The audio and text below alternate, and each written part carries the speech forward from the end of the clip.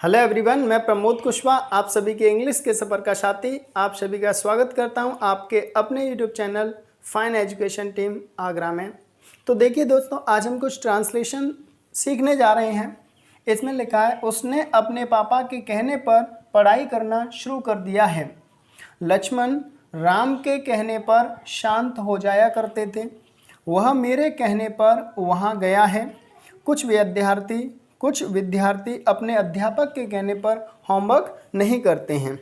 आप इन सभी सेंटेंसेस को ज़रा नोटिस कीजिए। आपको इनमें एक चीज़ कॉमन दिख रही होगी, वो क्या है?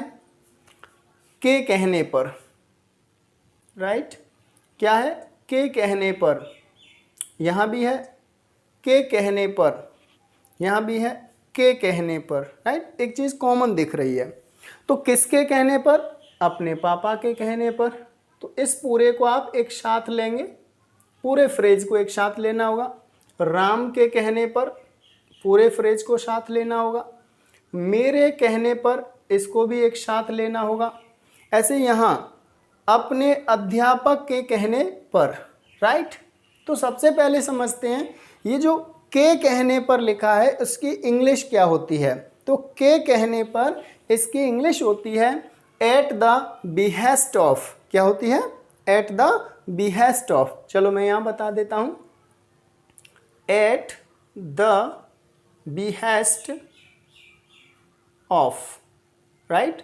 At the behest of. और जिसके कहने पर कोई काम करते हैं उस इंसान का नाम यहाँ पर लगा लेते हैं।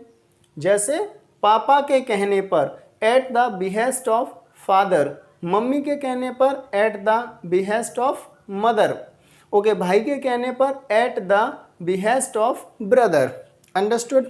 अब देखिएगा यहाँ पर दूसरी बात क्या ध्यान देनी है। दूसरी बात ध्यान देने की ये है कि पहले आप अपना जो भी सेंटेंस होगा, जिस भी टेंस में होगा, उस सेंटेंस की इंग्लिश लगाएंगे, राइट? उसके बाद आप लगाएंगे at the behest of, right? तो मैंने यहाँ पर जो ब्रैकेट में बंद कर दिया है, एक डब्बे में बंद कर दिया है बॉक्स में, उसकी इंग्लिश आप लास्ट में लगाएंगे, क्योंकि ये है at the behest of someone, right? At the behest of someone. और सेंटेंस जो लिखा है वो पहले लिखना होगा। तो उसने पढ़ाई करना शुरू कर दिया है। उसने पढ़ाई करना शुरू कर दिया है, प्रेजेंट परफेक्ट का टेंस है। ही हैज़ स्टार्टेड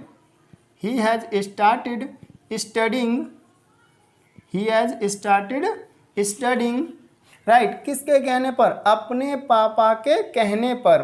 तो आप लगाएंगे यहाँ पर एट द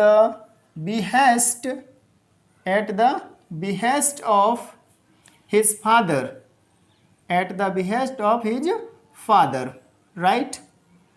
ओके। अगला सेंटेंस है, लक्ष्मण राम के कहने पर शांत हो जाया करते थे। यूज्ड टू का टेंस है। लक्ष्मण यूज्ड टू बी काम। लक्ष्मण यूज्ड टू बी काम। काम में शांत। कब हो जाया करते थे? राम के कहने पर। At the behest of Ram, right? At the behest of Ram, okay. वह मेरे कहने पर वहाँ गया है। He has gone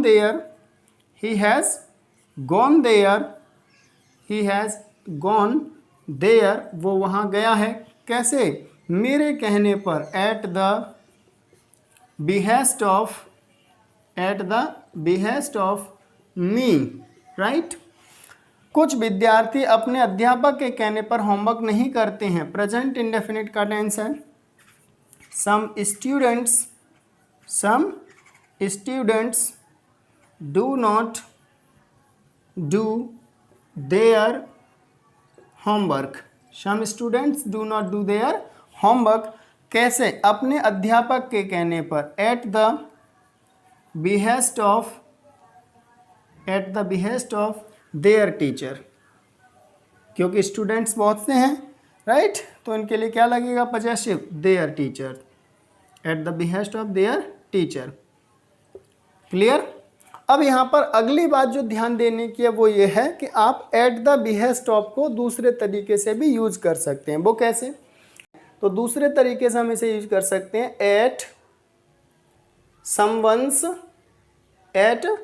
someone's apostrophe S लगाएंगे बिहेस्ट, एट समवंस बिहेस्ट। चलो इधर लिख देते हैं BEHEST, एट समवंस बिहेस्ट। आप इसे ऐसे भी यूज कर सकते हैं, जैसे पापा के कहने पर at father's behest apostrophe S लगा देंगे।